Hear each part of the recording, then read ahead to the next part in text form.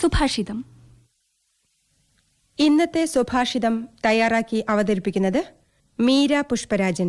ഓരോ തലമുറയും അവരവരുടേതായ അബദ്ധജടിലമായ എടുത്തുചാട്ടങ്ങൾക്ക് ഇരയായിട്ടുള്ളവരാണ്. ഒരു തലമുറയും ഒന്നിനേക്കാൾ മെച്ചപ്പെട്ടതോ അല്ലാത്തതോ അല്ല. തലമുറകൾക്കല്ല വ്യതിയാനം സംഭവിച്ചുകൊണ്ടിരിക്കുന്നത്, സാഹചര്യങ്ങൾക്കാണ്.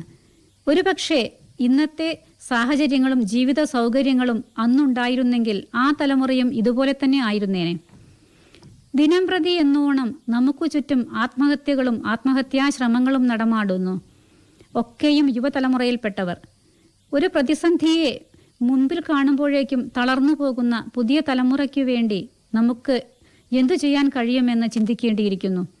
ഇത്തരക്കാർക്ക് തോൽവികളെ നേരിടാനാകുന്നില്ല. യഥാർത്ഥത്തിൽ തോൽവി അവരെ കൂടുതൽ കരുത്താർജിക്കാൻ മാനസികമായി സജ്ജരാക്കേണ്ടതാണ്. പ്രതീക്ഷകൾ നമുക്ക് ആവശ്യമാണ്. എന്നാൽ അമിതമായ പ്രതീക്ഷകളാണ് അവരെ നിരാശയുടെ പടുകുഴിയിലേക്ക് എടുത്തെറിയുന്നത്. പരീക്ഷകൾക്ക് മാർക്ക് കുറയുമ്പോൾ, വീട്ടുകാരുമായി വഴക്കടിക്കുമ്പോൾ, പ്രണയസാഫല്യം നേടാനാവാതെ വരുമ്പോൾ, എല്ലാം സംഭവിക്കുമ്പോൾ സ്വയം ഇല്ലായ്മ ചെയ്യുന്ന ഇക്കൂട്ടർ അറിയുന്നില്ല സ്വയം തോറ്റുകൊടുക്കുകയാണെന്ന്. ജീവൻ വെടിയുക എന്നത് പ്രയാസമുള്ളതോ സാഹസികമായതോ ആയ കാര്യമല്ല.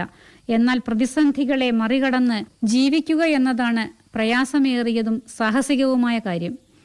അതിനു സാധിച്ചു കഴിഞ്ഞാൽ ഉണ്ടാകുന്ന ആത്മനിർവൃതിയും ആത്മാഭിമാനവും എന്താണെന്ന് ഇവർ അറിയുന്നില്ല. ഇവയ്ക്ക് മാനസികമായി കുട്ടികളെ പ്രാപ്തരാക്കുന്നതിനുള്ള ആദ്യപടി വിദ്യാലയങ്ങളിൽ നിന്നായിരിക്കണം. പാഠ്യപദ്ധതിയിൽ ജീവശാസ്ത്രം പോലെ തന്നെ പ്രധാനമാണ് മനഃശാസ്ത്രവും. അക്രമവും കൊലപാതകങ്ങളും അധാർമികതയും അരങ്ങുവാഴുന്ന സാഹചര്യങ്ങളെ ഇല്ലാതാക്കുന്നതിനുള്ള ബോധവൽക്കരണം വളരെ ചെറിയ പ്രായത്തിൽ തന്നെ കുഞ്ഞുങ്ങൾക്ക് നൽകേണ്ടതുണ്ട്. ഒരു കുഞ്ഞു ജനിക്കുന്നതിന് മുമ്പ് തന്നെ മികച്ച വിദ്യാലയത്തിൽ പ്രവേശനം ലഭിക്കാൻ എന്തു ചെയ്യാം എന്ന് ചിന്തിക്കുന്നൊരു യുവതലമുറയാണ് നമുക്ക് മുന്നിലുള്ളത്. അവിടെ കൊണ്ടുപോയി ചേർക്കുന്നതിന് മുൻപ് തന്നെ അവന് അക്ഷരങ്ങളുടെ എഴുത്തുഭാരം ചുമക്കാൻ കൊടുക്കുന്ന തിരക്കിലാണ് നമ്മൾ. 3.5 വയസ്സിൽ വിദ്യാലയത്തിൽ ചേർക്കുന്ന കുഞ്ഞുങ്ങളുടെ ആദ്യ 2 വർഷങ്ങൾ കഥകളുടെയും പാട്ടുകളുടെയും കളികളുടെയും മാത്രമാകണം. അടുത്ത 1 വർഷം അവർ അക്ഷരങ്ങൾ കണ്ടും വായിച്ചും എഴുതിയും തുടങ്ങട്ടെ. പിന്നീടുള്ള 4 വർഷങ്ങളാണ് കുട്ടികളുടെ സ്വഭാവ രൂപീകരണത്തിന് അനുയോജ്യമായ സമയം.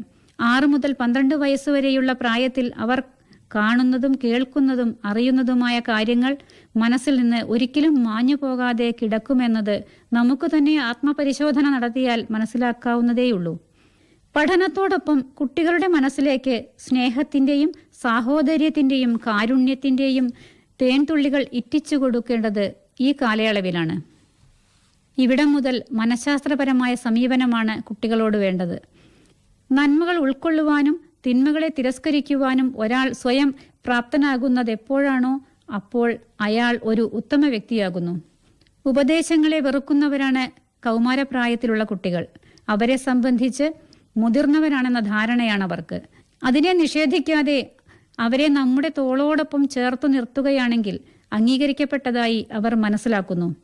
മറിച്ചാണെങ്കിൽ അവരെ അംഗീകരിക്കുന്നവർക്കിടയിലേക്ക് അവർ ഇറങ്ങിപ്പോകും. അവിടെ അവരെ സ്വീകരിക്കാനുള്ളവർ ഏതു തരക്കാരാണെന്ന് അവർ ചിന്തിക്കുകയേയില്ല. ഇങ്ങനെയൊക്കെയാണെങ്കിലും യഥാർത്ഥത്തിൽ മുതിർന്നു കഴിയുമ്പോൾ ഒരാൾ കുഞ്ഞായിരിക്കാനും ലാളിക്കപ്പെടാനും ആഗ്രഹിക്കുകയും ചെയ്യുന്നു. ഇപ്രകാരം വിചിത്രമാണല്ലോ മനുഷ്യ മനസ്സ്. ആർഭാടങ്ങൾക്കപ്പുറം പണത്തെ പ്രയോജനപ്രദമായി വിനിയോഗിക്കേണ്ടതിൻ്റെ ആവശ്യകതയും ചെറുപ്പം മുതലേ കുഞ്ഞുങ്ങളെ പഠിപ്പിക്കേണ്ടതും അത്യാവശ്യമായ കാര്യമാണ്. അത് മാനസികമായി അവരെ പ്രബുദ്ധരാക്കും. ഓരോ തലമുറയുടെയും വ്യക്തിവികാസത്തിന് അധ്യാപകർ മനഃശാസ്ത്രം അറിഞ്ഞിരിക്കേണ്ടത് ഒരു അവിഭാജ്യ ഘടകമാണ്. യഥാർത്ഥത്തിൽ ഉന്നത വിദ്യാഭ്യാസമുള്ളവരാണ് ചെറിയ ക്ലാസുകളിൽ അധ്യാപകരാകേണ്ടത്.